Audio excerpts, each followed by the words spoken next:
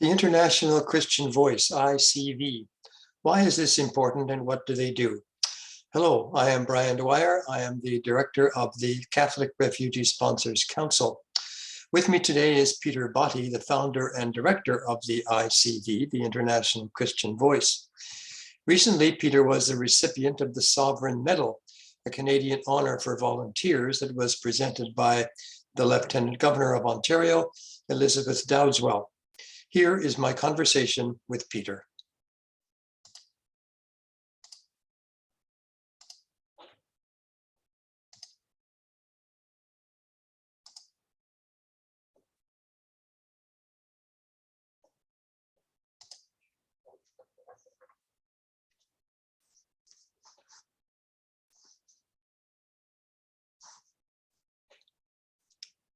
One in 7 Christian minorities are under threat in 2022. In January the 10th of this year, 2022, Open Doors, an international NGO advocating on behalf of persecuted Christians, released their annual World Watch list. The World Watch list assessed 50 countries where Christians face the most severe types of persecution. The newly established data reveals significant changes in the situation of Christian minorities around the world. According to the research, the persecution of Christians has reached the highest levels since the World Watch list began nearly 30 years ago.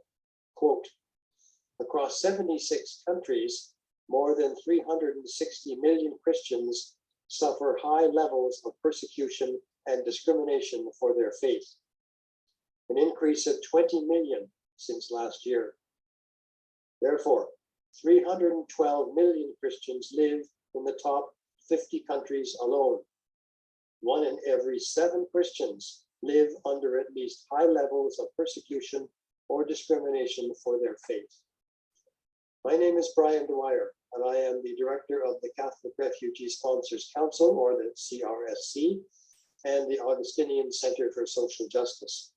With me today is Peter Bhatti, and he is going to speak to us about his life and the International Christian Voice, which he founded and is trying to address some of these issues. Hello, Peter, and welcome.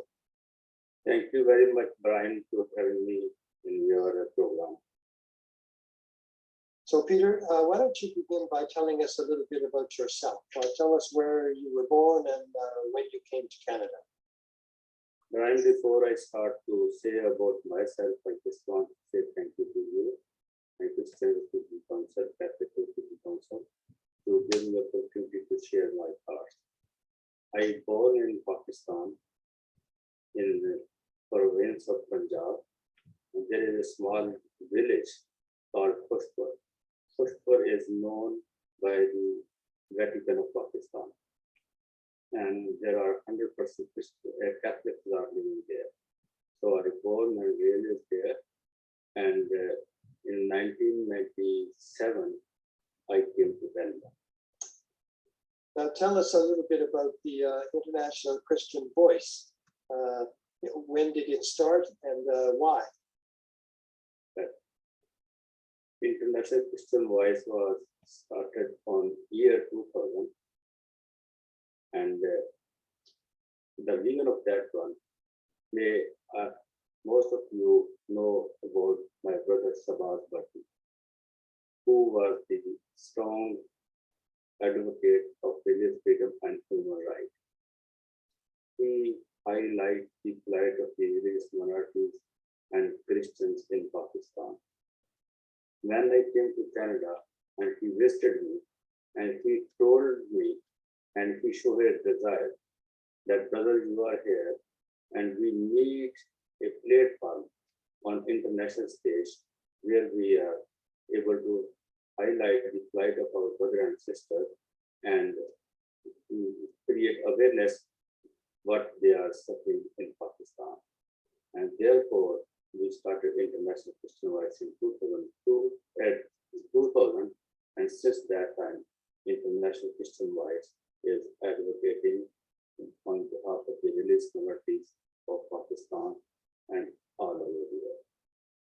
I'm going to show on the screen your the website for the International Christian Voice. And I notice here that, it'll come up in a second, you have Shabazz is mentioned very prominently here on the website. And every year in March, I believe, you have the virtual, or the event, last year probably virtual, and this year virtual, remembering the life and legacy of Shabazz. So tell us a little bit about why this event happens, and you raise money for this from this event, and what is the money for? Yes, because Shabazz gave his life for the marginalized, oppressed, and downtrodden Christian and other religious minorities of Pakistan. And to continue his legacy and remembrance of his life, every year in month of March, first or second week of March, we are hosting an event. And when we are remembering his life, our team was decided that it will be nice if we can to continue his legacy, if we can raise some fund and support to the refugees, those are vulnerable and unable to support themselves, and we can make the changes in their life.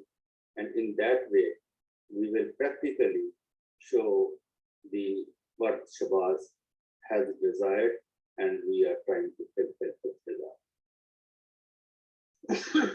You mentioned refugees, and I see on the website here, you welcomed your first refugee family in 2022 from Sri Lanka. So your group is a sponsorship agreement holder, and you sponsor refugees. So maybe you could tell us a little bit about this particular family. You have Sahid and his wife Sana, who have arrived in Canada. So tell us a little bit about them and how they came to Canada. Yes, Saeed and his family belongs to Pakistan, and they were severe threatening in Pakistan because of their Christian faith and falsely fueled of blasphemy law. And they were hiding here and there in Pakistan, but the extremists were after them, and they made their life miserable. And after that, when they find out that there is no place for them to live in Pakistan, they flee from Pakistan to Sri Lanka, and they approach to us, and from there we bring them under the private sponsorship program as we are doing for us. So how long did it take from the first time that there was that they applied for refugee status until they came to Canada? How long was the wait for them? Actually, from them, it was a little bit better. They came within 2 years. But normally, when we have other refugees in Malaysia and Thailand, it is taking more than 3 years or more. So it's too long, but they are lucky that they are able to come within 2 years. Okay. Very good. I want to go about to talk to you a minute about the vision and the mission. The intention is to provide economic, social, and moral assistance to victims of religious persecution and human rights abuses. So I know that we mentioned at the beginning that Christians in the world are being persecuted. And so it's part of your belief, I'm sure, that you want everybody to be treated equally. Your vision is that all faiths can live in freedom and equality. Do you feel that you're making a good progress in that way? Yes, sir, I am very satisfied, and with our limited sources but strong dedication, we are helping several people on the ground as well as we are helping them to bring to the Canada. So sponsorship agreement holder program, PR private sponsorship, it is a great venue to help to the people.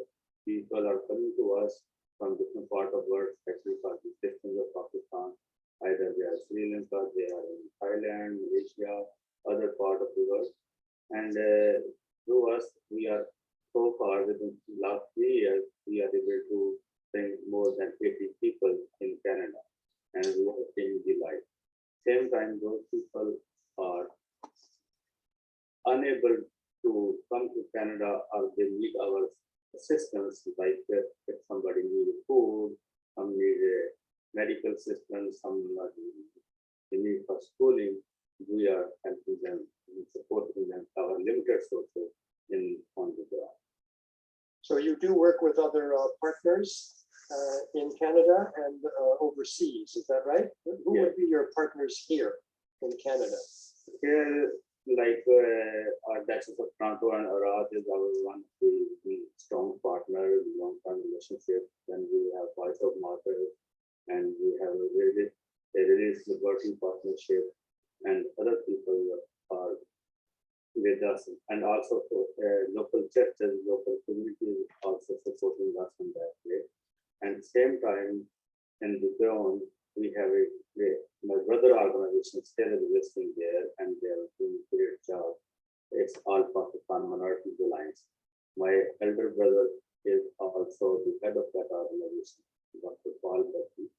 And his team, we are assisting the people on the ground and supporting them as much as we can. Right. Well, Peter, it's been a great pleasure. You're doing great work, and it certainly is an issue that needs to be addressed, and you're doing your best to address it. I really appreciate your time. I'm giving the last word to you, your final comment on our conversation today. Thank you.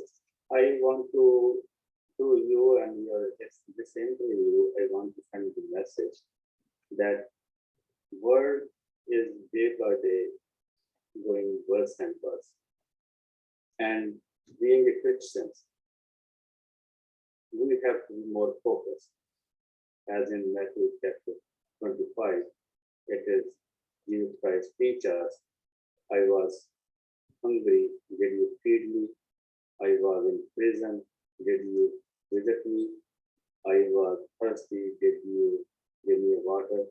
If I was naked, did you give me clothing? If we are followers of our Jesus Christ, despite of the religious past or beliefs, being a human, it is our duty to help them. And International Christian Voice is stand on this wordings and this belief. So I encourage all of you, those are listening my voice, that please get involved either with the International Christian Voice or other partners like the Archdiocese of Toronto or Art is doing a wonderful job. You can really is a great person. So get involved wherever you feel to be comfortable, but don't be leave behind. Do something, and slowly we are able to help more people, and we can create a society. And also at the same time, I want to urge you, do not be silent. When and there you see the persecution take place, raise your voice. It is our job. Silence is, we are giving opportunity to culprits to do more harm. So we raise your voice and to be support to the victims. Those are just suffering because they are believe on their belief. So in that way, we are able to help more people, and we can create a society where everybody can live without any fear, and they can live freely and independently, and they can start good life. Peter, this has been terrific. I'm going to put up the how to contact you. Just a minute, I'll find it now. There we are. So if people are interested in sending you an email, your email is listed there, icvcanada.org. So Peter, I want to thank you again for your time, and best of luck in all that you do. Thank you very much. Thank you so much, Brian. Thank you to you and what you are doing. And it is a great to talk to you. Thank you.